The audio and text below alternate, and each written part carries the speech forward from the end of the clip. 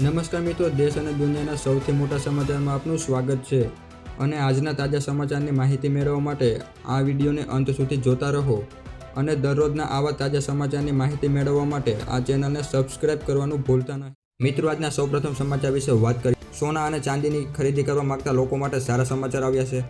આજે સોના અને ચાંદીના ભાવ ફરી ઘટ્યા છે, જેમાં 24 કેરેટ સોનું 1375 ઘટીને રૂપિયા 1,19,253 પ્રતિ 10 ગ્રામ થયું છે, જ્યારે 22 કેરેટ સોનું 1,09,236 રૂપિયા પ્રતિ 10 ગ્રામ થયું છે.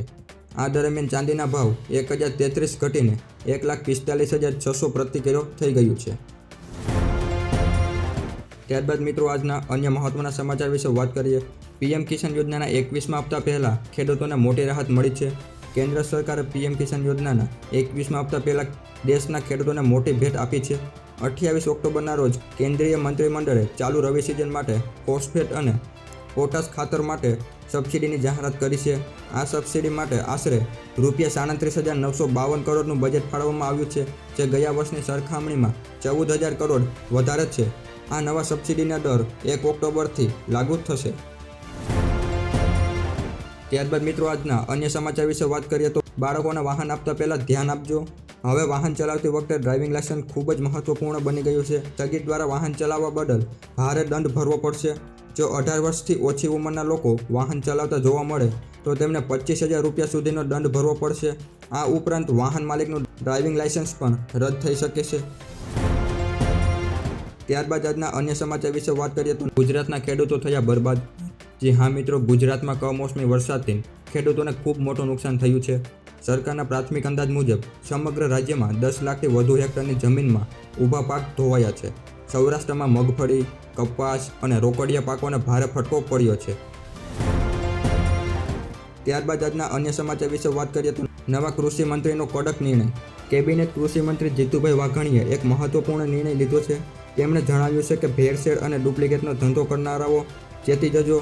તેમણે સ્પષ્ટ શબ્દોમાં જણાવ્યું હતું કે જે પ્રમાણે ડુપ્લિકેશન ખાતર, બિયારણ તેમજ અન્ય જે દૂધની મિલાવટ કરતા હોય તેઓ ચેતી જજો. કાયદાની ઝપટમાં આવી જશો તો તમે છૂટશો નહીં. ત્યારબાદ અન્ય મુખ્ય સમાચાર વિશે વાત કરીએ તો ગુજરાતના મુખ્યમંત્રીની ખૂબ મોટી જાહેરાત. તેમણે જણાવ્યું છે કે કમોસમી વરસાદથી થયેલ નુકસાનના સર્વેમાં માત્ર વીસીઈ અને સરકારી કર્મચારીઓ જ નહીં, પરંતુ ગામની સહકારી મંડળીના શિક્ષિત યુવાનોને પણ જોડવામાં આવશે. સરકારના આ નિર્ણયથી સર્વેની કામગીરીમાં ઝડપ આવશે. ત્યારબાદ આજના અન્ય બીજા સમાચાર વિશે વાત કરીએ તો ગુજરાતના રેશન કાર્ડ ધારકો માટે માઠા સમાચાર આવ્યા છે. ગુજરાતના સસ્તા અનાજની દુકાનદારના સંચાલકોએ તેમની લાંબા સમયથી પડતર માંગણીઓને લઈને 1 નવેમ્બરથી અચોક્કસ મુદતની હડતાળ પર ઉતરવાનો નિર્ણય કર્યો છે. આ હડતાળમાં રાજકોટના 700 દુકાનદારો સહિત રાજ્યભરના આશરે 17,000 રેશનિંગ દુકાનદારો જોડાશે. જેના પરિણામે રાજ્યના અંદાજિત 75 લાખ જરૂરિયાતમંદ ગ્રાહકોને અનાજ અને કઠોળના વિતરણમાં મોટી સમસ્યા ઊભી થશે. દુકાનદારોની મુખ્ય માંગણીઓમાં ખરાબ ઘઉંનું વિતરણ અટકાવવું, યોગ્ય કમિશન સમયસર ચૂકવવું અને બાયોમેટ્રિક વેરિફિકેશન સંબંધિત પરિપત્ર રદ કરવો વગેરેનો સમાવેશ થાય છે. ત્યારબાદ મિત્રો, આજના અન્ય સમાચાર વિશે વાત કરીએ તો એટીએમ અંગે આરબીઆઈનો મહત્વનો નિર્ણય.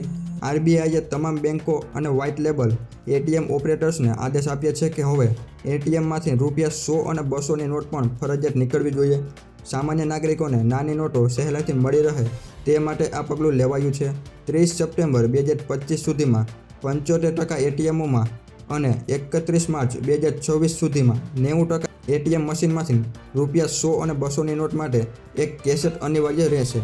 અત્યારે એટીએમ મશીનમાંથી મોટે ભાગે ₹500ની જ નોટ નીકળે છે. ત્યારબાદ આજના અન્ય સમાચાર વિશે વાત કરીએ તો વાહન ચલાવતી વખતે આ ડોક્યુમેન્ટ સાથે હોવા ફરજિયાત રહેશે, જેમાં ડ્રાઇવિંગ લાયસન્સ, રજિસ્ટ્રેશન સર્ટિફિકેટ એટલે કે RC book, insurance paper, PUC. જ્યારે ટ્રાફિક પોલીસ તમારી ગાડી રોકે છે ત્યારે આમાંથી કોઈ ડોક્યુમેન્ટ તમારી પાસે નથી તો તમને દંડ પણ થઈ શકે છે અને ક્યારેક તમારી ગાડી પણ જપ્ત થઈ શકે છે. જોકે ડિજીલોકર, એમ પરિવહન એપમાં સેફ્ટ કોપી માન્ય ગણાય છે, એટલે આટલા ડોક્યુમેન્ટ તમારી પાસે હોવા ફરજિયાત છે અને આ બધા જ ડોક્યુમેન્ટ અપડેટ પણ રાખવા જોઈએ. ત્યારબાદ મિત્રો, આજના અન્ય સમાચાર વિશે વાત કરીએ તો દેવા માફીને લઈને ખેડૂતોનું આંદોલન. મહારાષ્ટ્રના નાગપુરમાં બીજા દિવસે ખેડૂતો ઉગ્ર આંદોલન કરી રહ્યા છે.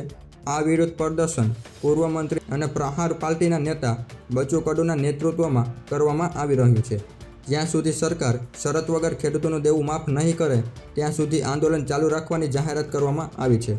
ઉગ્ર વિરોધ કરી રહેલા આંદોલનકારીઓ નાગપુર હૈદરાબાદ નેશનલ હાઈવે ચક્કાજામ કરી દીધો છે, જેના કારણે હાઈવે પર ભારે ટ્રાફિક જામ થઈ ગયો છે. ત્યારબાદ આજના અન્ય સમાચાર વિશે વાત કરીએ તો હવે સાવ મફતમાં લાગશે સોલાર પેનલ. જે હા મિત્રો, કેન્દ્ર સરકાર દ્વારા મોટી જાહેરાત કરવામાં આવી છે, જેમાં તમારા ઘરે હવે મફતમાં સોલાર પેનલ લગાવવામાં આવશે.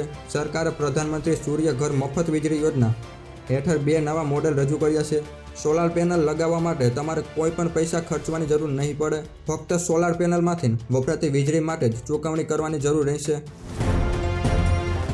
ત્યારબાદ મિત્રો આજના અન્ય સમાચાર વિશે વાત કરીએ તો 1 નવેમ્બરથી થશે આ મોટા ફેરફાર. જો મિત્રો તમે પણ તહેવારના કારણે કેટલાક કામો આવતા મહિના માટે પેન્ડિંગ રાખ્યા હોય તો આ સમાચાર તમારા માટે ઉપયોગી થઈ શકે છે. ખરેખર 1 નવેમ્બર 2025થી ઘણા મોટા નિયમોમાં ફેરફાર થવા જઈ રહ્યા છે. આ ફેરફારો તમારા ખિસ્સા, રોકાણ અને રોજિંદા જીવન પર સીધી અસર કરશે. આમાં Aadhaar card, banking system, credit card, gas cylinder અને મ્યુચ્યુઅલ ફંડ જેવા નિયમોનો સમાવેશ થાય છે. તો ચાલો જાણી લઈએ કે 1 નવેમ્બરથી કયા મોટા ફેરફારો થઈ શકે છે. તો મિત્રો નવેમ્બર 2025માં બેંકના હોલિડે વિશે વાત કરીએ તો રિઝર્વ બેંક ઓફ ઇન્ડિયા એટલે કે RBI દ્વારા જાહેર કરાયેલા શેડ્યુલ મુજબ નવેમ્બર મહિનામાં દેશભરની બેંક શાખાઓ કુલ 11 દિવસ માટે બંધ રહેશે. આ રજાઓ મુખ્યત્વે તહેવાર અને વીકેન્ડના કારણે રહેશે. જોકે ગ્રાહકો માટે ઓનલાઈન બેન્કિંગ, UPI અને ATM જેવી ડિજિટલ સેવાઓ ઉપલબ્ધમાં રહેશે. તો મિત્રો આ હતા દેશ અને દુનિયાના સૌથી અગત્યના સમાચાર જે તમારે જાણવા ખૂબ જ જરૂરી હતા.